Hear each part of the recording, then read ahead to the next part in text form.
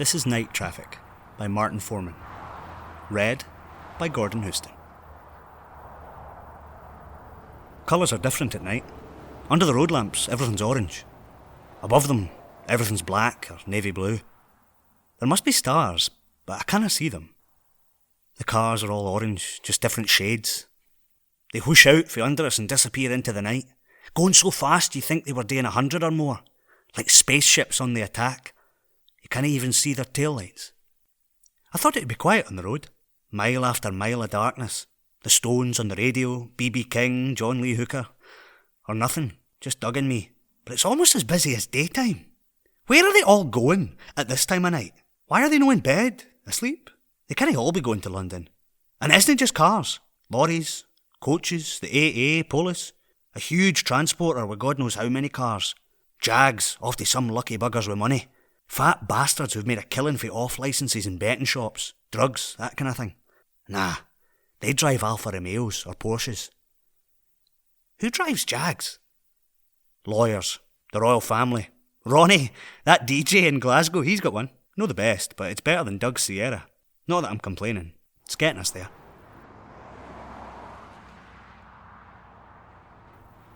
Whoosh, whoosh, whoosh. I could make that sound. It's just one chord. Play it fast and loud and let it slowly die down. No, that's no it. It's no just one car at a time. It's several, all making a slightly different sound. One's flat, one's sharp, long, short. There's a second's silence, just a vibration, and suddenly there's another and another and another. You could lay down a whole song, tighten it up, give it a rhythm, but no so much that it's predictable, mind. Call it Cars in the Night. Night Traffic, something like that. A modern version of that Tom Robinson number. I mean, it was okay in its day, but it's time for something new, for the 21st century.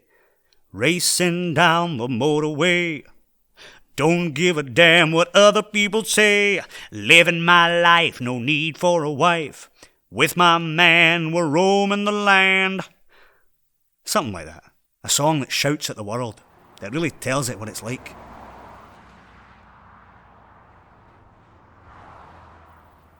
Thank God for service stations. Another 5 miles and I would have fallen asleep at the wheel, never mind the B.B. King. It wouldn't have been so bad if Doug had stayed awake to keep me company, but he was dead to the world, his mouth hanging open like a wee bairn. A bairn with a bit of stubble. Made me feel good that he trusted me enough to fall asleep. I mean, I know he trusts me, but it's not so often that he gets the chance to show it.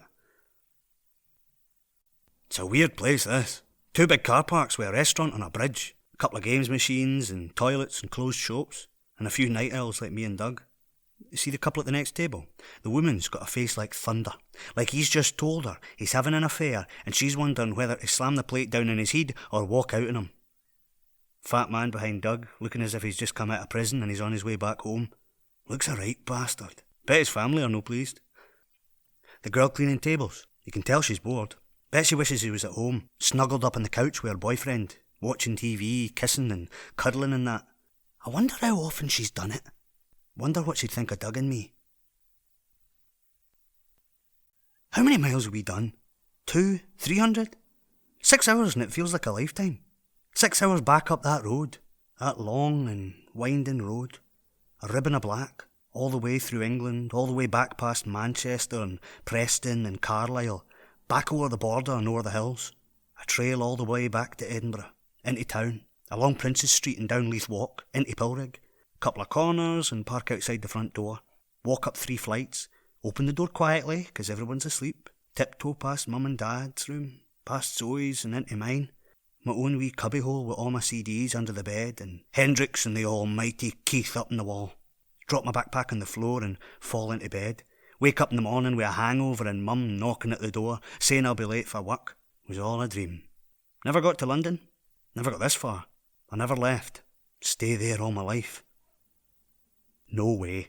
I couldn't go back. No now. I'll miss a few things, but no much. I'll miss Ma. Never told her, but I love her. She doesn't stand up to Dad often enough, but she's always done right by me. Ugh, I'll call when Dad's no in, let her know I'm okay. Sometimes I think she should leave him. But where would she go? Auntie Mary? Gran and Grandpa? They didn't have room for her. Besides, I think she loves him. God knows why. She's got this way of feeling bad for me and defending him at the same time that I've never understood. Well, when I'm rich, I'll take her away for a while, give her breathing space, and she'll find out what he's really like. And I'll miss Zoe. I hope Dad doesn't put any ideas into her head, like her big brother's been put inside. I worry about her. She's turning into a right bonny lass. I hope she doesn't realise it. Or if she does, I hope she doesn't make a thing of it. Forget her books and just go after boys. Like Fat Fiona. With Zoe's brains, it'd be such a waste. She could be a doctor or a lawyer, maybe even an MP. Prime Minister of Scotland. That'd be grand. And there's a few friends I don't want to lose touch with. Linda, she thinks we're crazy to leave now that we've got our own parliament and independence round the corner. But she doesn't know the half of it. Any road, she'll be down to see us one day, if she even gets that far. It'll take a week for her just to stop at all the raves. Wonder what the English will make of her. There's nobody more in your face than Linda when she's had a few. And Bob and Charlie said they'd visit when we were settled. I mean, Bob's a bit dull, but they were real kind to me when I was feeling really low. Maybe Doug and me can do the same for some kid sometime. Talk to him, cheer him up, that kind of thing. 12/8. Bass, D, steady double beat.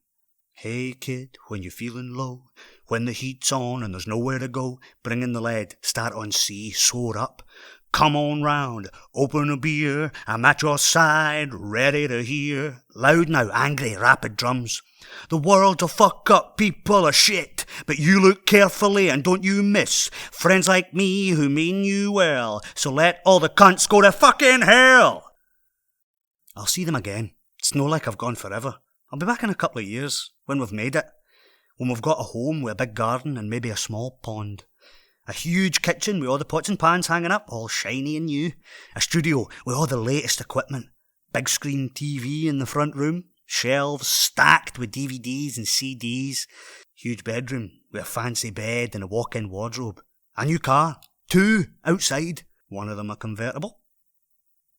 When I come back, it'll be to play the Usher Hall. The band will come backstage and we'll all go for a drink along Rose Street, get absolutely plastered. We'll get on fine. None of the fights we've been having. If they've any sense, Pete and Michael have packed it in, but Hamish will still be going. His voice is the best when he's in the mood. Christ, that time the two of us were on our own, we were perfect. The new Proclaimers. The new Simon and Garfunkel. But it would never have worked out. Folks know my style. I'm a blues man. I need a band, an orchestra sometimes to create the sound I want. All Hamish wants is backing. You can see it coming. We'd just be fighting all the time. I wanted to bring in more of my own songs and he didn't like it. Maybe a few years down the line, when we've both got our own careers, we'll lay down a few tracks together. Like Jagger and Bowie. Do a gig or two. Put out an album. Anything will be possible when I've made a name for myself. I mind the first time I got a guitar. I was that happy, sitting on my bed trying a few chords. Wasn't loud or anything, I was just getting the feel of the thing. And Dad comes in and shouts that he can't hear the telly and what the fuck had I wasted his money on? That was the time I should have shouted back. Told him to go fuck himself, throw himself out the window. But I couldn't, and he knew it, the cunt. George said he was just jealous. 20 years of dustman and nothing to show for it, while I've got all this talent. But that's nothing to do with it. Some of his pals have been dustmen for longer and they're fine. Nothing wrong with being a dustman. It's just he's selfish. A selfish, narrow-minded bastard who always put me down ever since I was a kid. You'd think a man would be proud of his only son. You'd think he'd be pleased that he's got a bit of talent. You'd think at the very least that he'd love him, give him a bit of encouragement and respect. I would. If I ever have a kid, I'll love him, whatever he does. No like Dad. Men like him shouldn't be allowed to have kids. If it wasn't for George, I reckon I wouldn't be here. That night on the North Bridge, I almost jumped, crashed through the roof onto the tracks. If not then, it might have been another night. Then I met George. My first. No the first I did anything with, but the first to take a shine to me, tell me he loved me. And I loved him, or I thought I did. I felt safe with him. I felt good with him.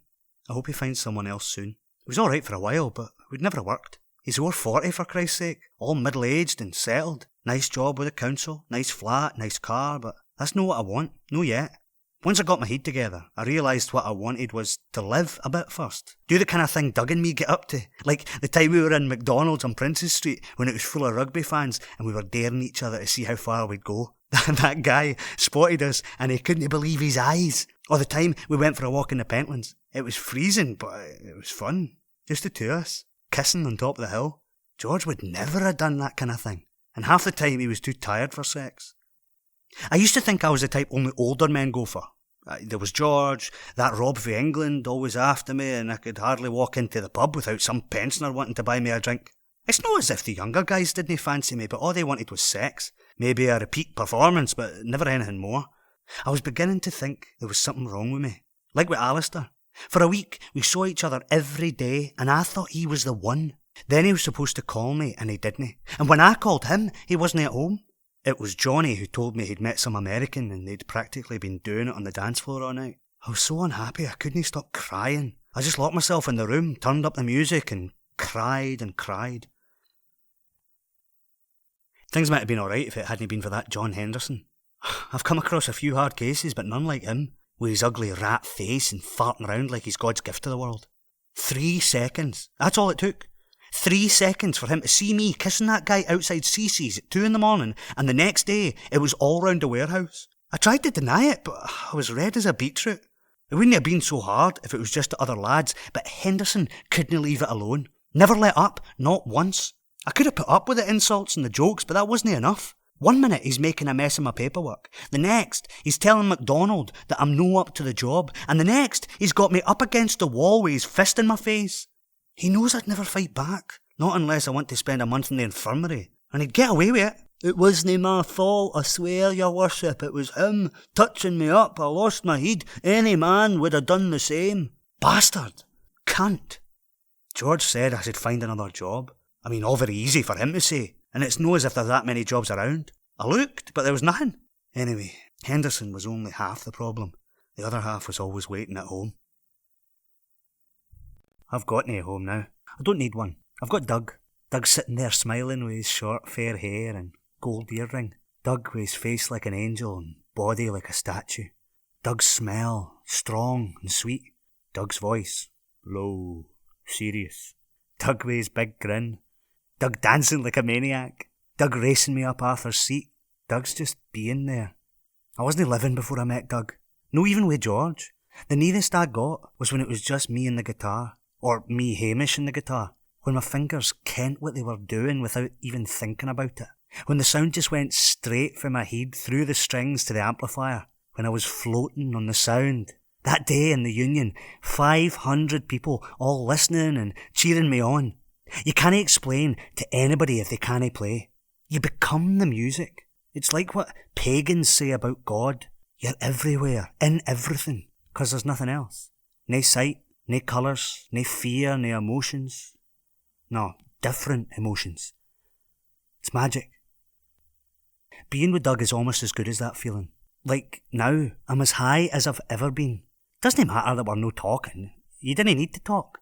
It's fine just with his leg against mine and me watching him watching the traffic, seeing his face reflected in the window with that expression he has when he thinks no one's watching, all serious. Like when he's in the shop and he puts on that posh voice, the one he used with me the first time we met. You can tell he's responsible, but he takes chances. If he hadn't made the effort to pick me up that day, I might have walked out that shop and never seen him again. Bought my strings and Leith Walk like I usually do, and I'd still be standing in CC's waiting for my prince to come. But Doug's perfect. I'm his third affair, but the first one he's told he loved. And he does, because he's proved it again and again. He was the one who took me to dinner on Valentine's Day, and he was the one who drove me all the way to the Lake District on my birthday and made sure there was cake and champagne. He listens when I talk about music. He doesn't know much about it, but he knows that I know what I'm talking about. I've got him to understand the basic difference between blues and rock, different guitars and that, and how most guitarists nowadays are crap, and what makes Keith great. I mean, Kurt Cobain, for fuck's sake, take away his amp and he was nothing. Doug doesn't just listen. He gives me ideas too. Don't restrict yourself, he says. Think of the Beatles, how they kept learning and changing, and he's right. George Harrison didn't stick to one style all his life. Should always try something new. And I can help Doug too. I didn't know much about running a shop, but I'll do whatever I can for him. He's so sexy, staring out the window like he was car spotting, and all the while his legs playing with mine. The way his jacket's hanging open so I can see his t-shirt in the window, minding me of his hairy chest underneath it. I love to rub my face in it. It's so warm. I love to kiss him and put my hands on his arse and feel his hands on mine. I love to Christ, just thinking about doing it with him makes me almost come. But it's more than sex. It's love. It's wanting to be with him even after I've come. It's writing songs for him. It's wanting to be his friend and his boyfriend and his wife and his husband and his best pal and everything. It's knowing he wants to do the same for you. It's wanting to be with him for the rest of your life. And he feels the same. He wants to stay with me forever. He took me home to meet his parents. He gave up his job for me. He didn't have to. He could have made regional manager in a couple of years if he'd stayed. He wouldn't have done that if he wasn't in love with me. I must have written half a dozen songs about him, but I can never get them right. All you need to do is smile, and I will run that extra mile. All you need to do is grin, and I know I'll always win. Gliding down the motorway, throwing all my cares away, watching all the cars flash by, seeing the smile in my lover's eye. One or two are no bad, but it's like a blind man describing an elephant. I get bits of it, but I can never get the whole thing. Maybe it's impossible. But I want to create something that people will remember for generations. Something that kids 100 years from now will sing. The first famous song written by a gay rocker for his lover, or gay bluesman, or gay jazz guitarist, or all three. Doesn't matter, as long as I write it, as long as people sing it, as long as they remember me and Doug. It'll come. There's nothing to stop me now. I've left it all behind. I'm free to do whatever. Free to go to London with Doug. Free to sit here writing a song at 3 a.m. Free to leave Doug if I want. I could walk out right now. Hitch a lift. To London, Dover. Go to France or Germany. I could easily make it there. They love British rock in Germany. Look out, Fritz. Your new god is here. Brian McRae, spiritual son of the almighty Keith Richards. Bow down and worship. It's just hit me. All along, I've been thinking I'm running away from home, running away from Dad and Henderson and the problems with the band, but that's no it. I'm no running away. I'm running to a better life. It won't be easy. I've heard all the stories about London, all the programmes on the telly about guys sleeping in the streets, getting hooked on drugs. That won't happen to me. There's enough drugs in Edinburgh, I didn't need to go to London for that. Music's my drug. The odd tab's okay, but I didn't like the feeling afterwards. And I play crap when I'm on something. That recording we made, the way I was all over the place was embarrassing. I thought I was doing a Hendrix and it was shite. A pint and a dram, that's all I need. That and Doug. It'll happen. We'll have to work at it, but it'll happen. Doug will get his business and I'll find a band. At the very least, get regular session work. Give me time and I'll make a name for myself. In the meantime, I'll work my arse off. 2 weeks, I reckon. One of us will have a job. 2 months and we'll be in a place of our own. 2 years and one of us will make it and the other won't be far behind.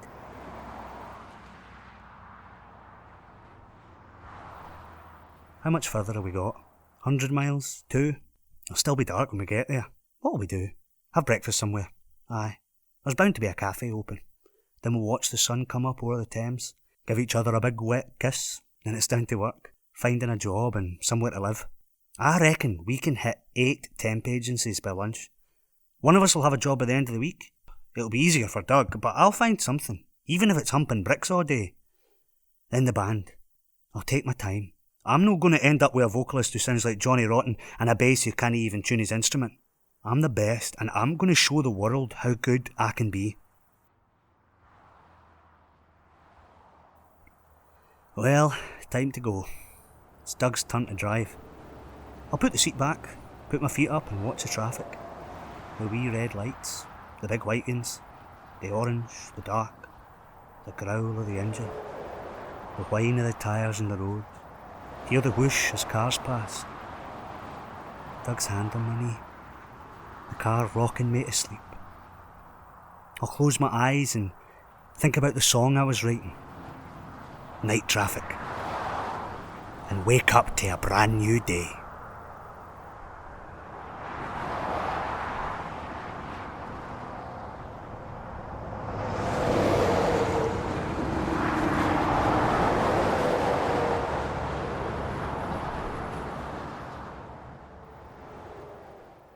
That was Night Traffic by Martin Foreman. Read by Gordon Houston. This has been a trial podcast from Arbury Productions. Find out more on arburyproductions.co.uk. Thanks for listening.